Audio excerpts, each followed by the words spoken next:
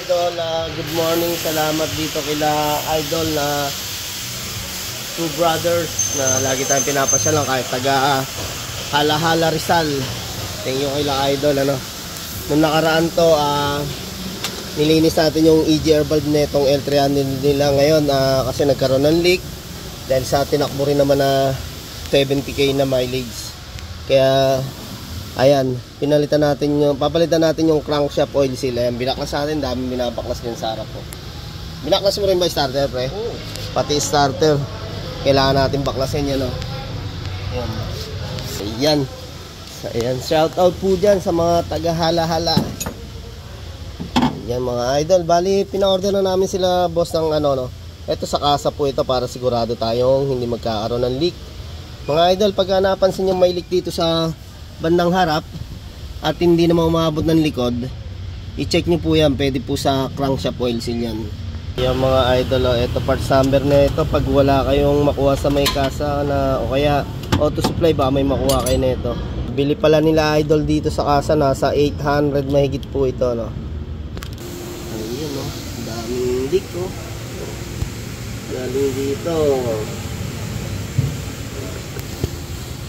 Makita natin yung tornilyo ng pulley basa, oh.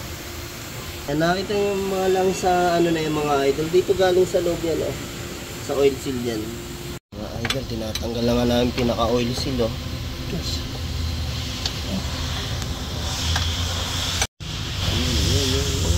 Okay, ito na yun mga boss, oh.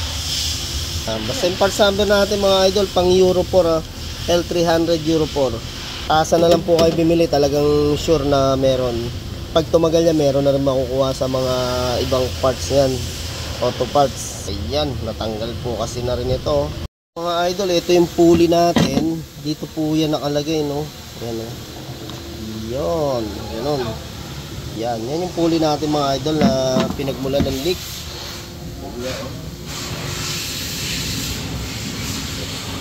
Ayan, sa katagalan naman talaga yung ating mga oil seal na ganito is lumulutong.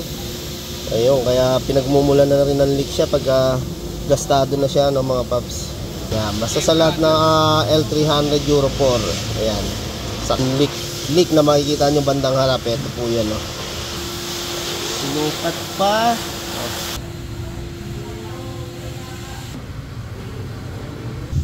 Ayan, dahan-dahan lang mga idol, bagong pinapasok natin. Ayan. Hindi natin pwede persayin yan, baka masira yung oil seal. Ayun nga mga idol, na gamit na natin oil seal, oh.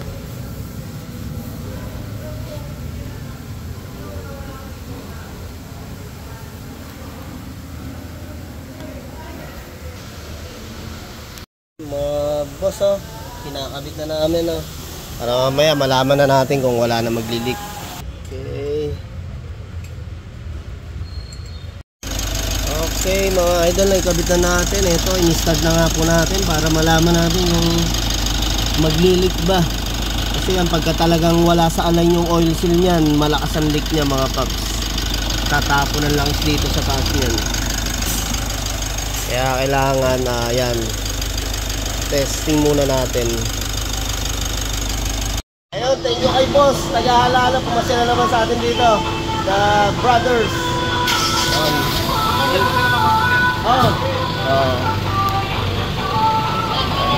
Thank you. Parang bukas pa. Ayun, thank you kay Idol. Ito pa si Idol. Ayan. Ingat. Apre, ingat ha. Thank you.